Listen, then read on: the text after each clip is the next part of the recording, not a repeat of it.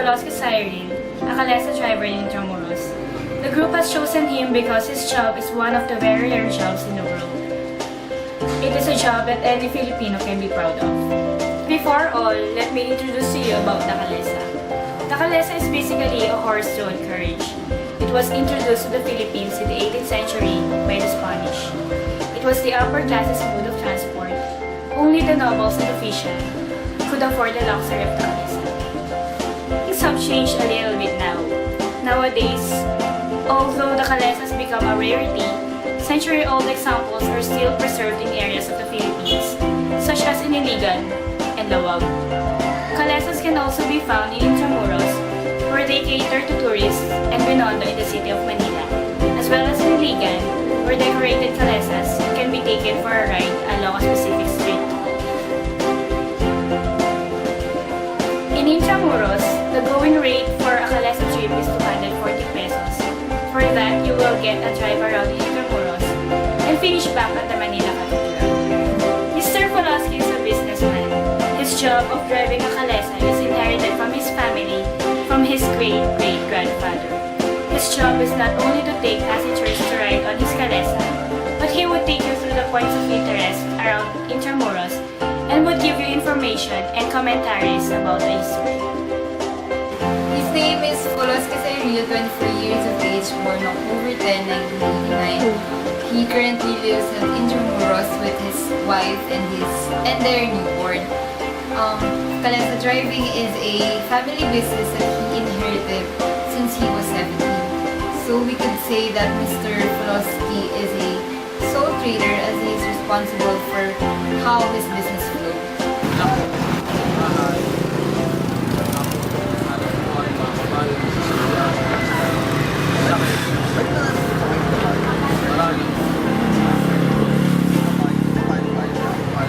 Currently, he has 7 horses which he uses alternately in a week.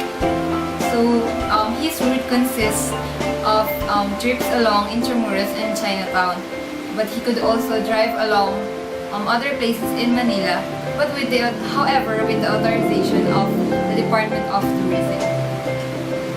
His estimated earnings would be a minimum of 1,000 and can go as high as 5,000 during peak season. But there are also days when he would earn nothing.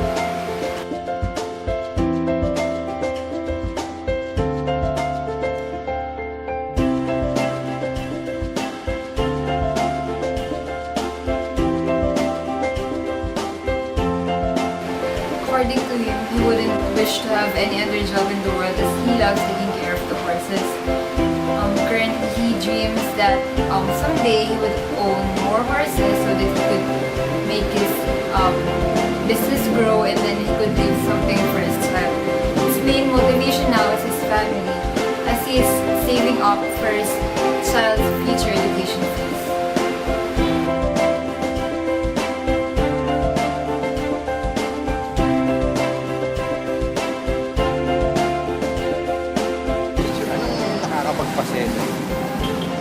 Siyempre yung anak mo sa bahay, tapos alam buhay, mga kabayo, masisigla.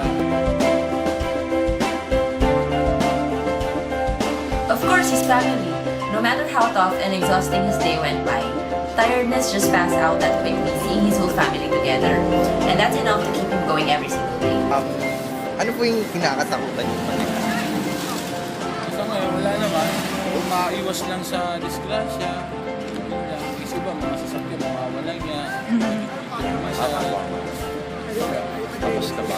Us that he's afraid of getting into road accidents that may injure him badly. So to say that he's driving a Calesa along with the speedy cars and vehicles driven by careless drivers on the road, he's really prone to mishaps and this might cause him to lose his livelihood. The challenges of being a Calesa driver is how to get passengers during rainy seasons. There are times he doesn't earn enough money, and worst case scenario, he earns nothing, not even a single penny from any trips. And what if his horses got sick? Of course, he doesn't have any choice but to think other ways to sustain his family's everyday necessities. Sometimes he seek help from his relatives, but the borrowed money is still not enough for the expenses.